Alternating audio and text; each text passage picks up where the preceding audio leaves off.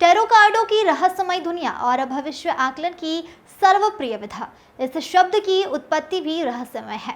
Tarot सिर्फ शब्द नहीं, भविष्य और जीवन है।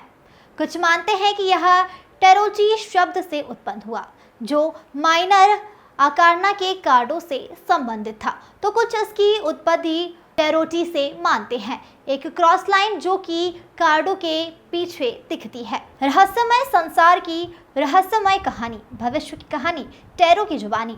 टैरो डेक में कुल 78 कार्ड होते हैं, जिन्हें मेजर अकार्ना तथा माइनर अकार्ना में विभक्त किया गया है।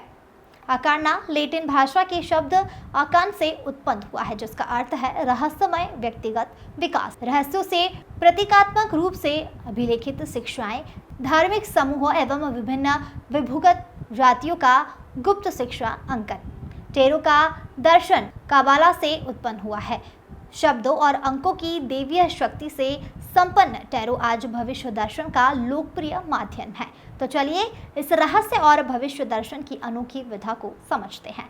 सबसे पहले आप जो भी प्रश्न पूछना चाहते हैं उससे एक बार अपने मन में अच्छी तरह से दोहरा लीजिए और अधिक स्पष्टता के साथ इस प्रश्न को किसी कागज पर लिख दीजिए। इसके बाद कार्ड पर क्लिक करके एक के बाद एक 3 कार्ड इस पैक से चुनें। पहला कार्ड आपके प्रश्न पूछते समय की मन स्थिति को दर्शाता है। दूसरा कार्ड आपको यह बताता है कि आपको अपनी इच्छाओं की पूर्ति के लिए क्या प्रयत्न करने होंगे। और तीसरा व अंतिम कार्ड आपको परिणाम स्वरूप आपके प्रश्न का उत्तर देता है। जैसे शेयर चैट के जो प्लेटफॉर्म पे हम लोग को अलग अलग सम्मान प्राप्त होते रहते हैं, और हमारा जो महावे है, जो Madhya Pradesh association of women entrepreneurs, वो भी हमको इनवाइट करते रहते हैं समय समय पे। उनसे भी मैं जुड़ी हुई हूँ, तो वहाँ भी मेरे को जो है आके लोग बुला के लेके जाते हैं। कई बार जैसे इवेंट्स वगैरह में भी जाती हूँ और मेरे को ये लोग बुलाते हैं सम्मानित करने के लिए। इस तरह की कॉन्फ्रेंसेस में भी जाती हूँ। अभी इजिप्ट भी गई थी, तो वहाँ जितने भी मेरे वहाँ पर जो आर्कियोलॉजिस्ट हैं और जो ऑलरेडी इन सब चीज़ों से डील करते हैं, मेडिटेशन और इन सब चीज़ों से, तो वहाँ के जो गॉड हैं उनके रिचुअल सिखाना, उनकी लैंग्वेज सिखाना, वो भी मतलब मैं वहाँ के जो गुरु हैं उन लोगों से भी मैं मतलब कांटेक्ट में हूँ और उनसे ट्रेनिंग ले रही हूँ लगातार, कि मैं उनके भी प्रॉपरली, क्योंकि ये कार्ड जो है ये इजिप्ट से आए हैं, ये हिंदुस्तान की आप विद्या नहीं है, ये बाहर की विद्या है। तो इसीलिए मेरे को बाहर के लोगों के साथ ज़्यादा से ज़्यादा सीखना पड़ता है। नई नई चीज़ें जो भी है या नए नए रिचुअल्स हैं वो मैं सीखती रहती हूँ। देखिए, देशवासियों और शहरवासियों के लिए ये संदेश है मेरे थ्रू कि आप लोग ज़्यादा से ज़्यादा जो है कि ये एक तरह से साइंस है, ये एक गुप्त ज्ञान है, तो किसी भी तरह के अंधविश्वास में ना पड़े, क्योंकि हम लोग जो है कहीं ना कहीं अंधविश्वासी होते हैं कि ये मतलब बहुत ही ज़्यादा एक डर मतलब ज्योतिषी जो है एक डर बना देता है लोगों के मन में कि अगर तुमने ये पूजा नहीं करवाई तो ऐसा हो जाएगा, तुमने ऐसा नहीं किया तो वैसा हो जाएगा। ऐसा कुछ भी नहीं है। ज्योतिष विज्ञान है और ये एक तरह से गाइडेंस है। और आप लोग जिस तरह से स्टोन्स और इन सब में लाखों रुपए जो लोग खर्चा करते हैं, मेरा उनसे यही कहना है कि ऐसा कुछ भी नहीं है। ये मेजर और माइनर एनर्जीज होती हैं ग्रहों की, और मेजर एनर्जीज हैं उसमें पूजा अगर रिक्वायर्ड है तो आपको करा लेना चाहिए। और रत्न या क्रिस्टल्स रिक्वायर्ड है तब आपको पहनना चाहिए, और ये कभी कोई नुकसान नहीं करता।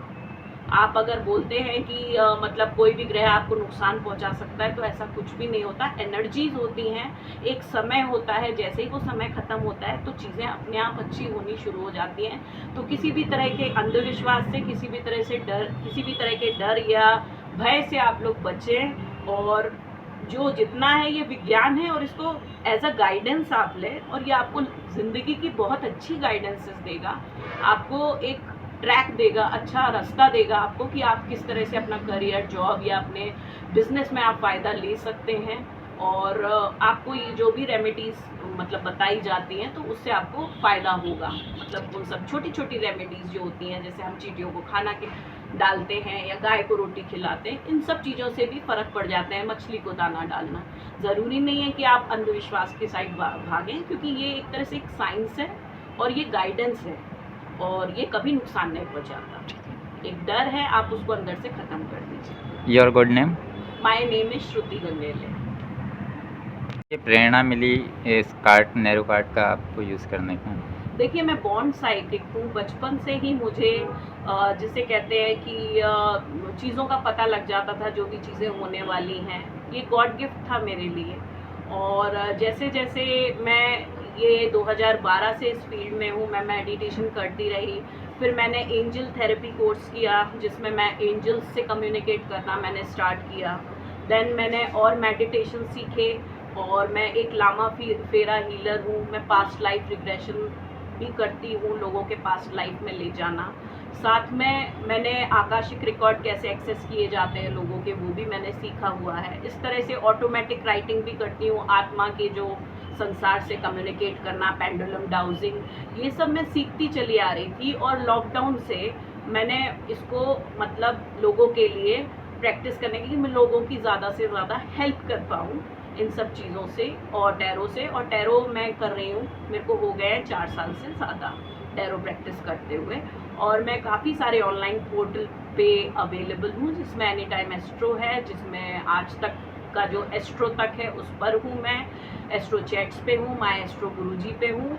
और इस तरह से मैं काफ़ी लोगों की 3.5 साल से मदद करती आ रही हूँ। घर में भी मैं कंसल्टेशन प्राइवेट लेती हूँ।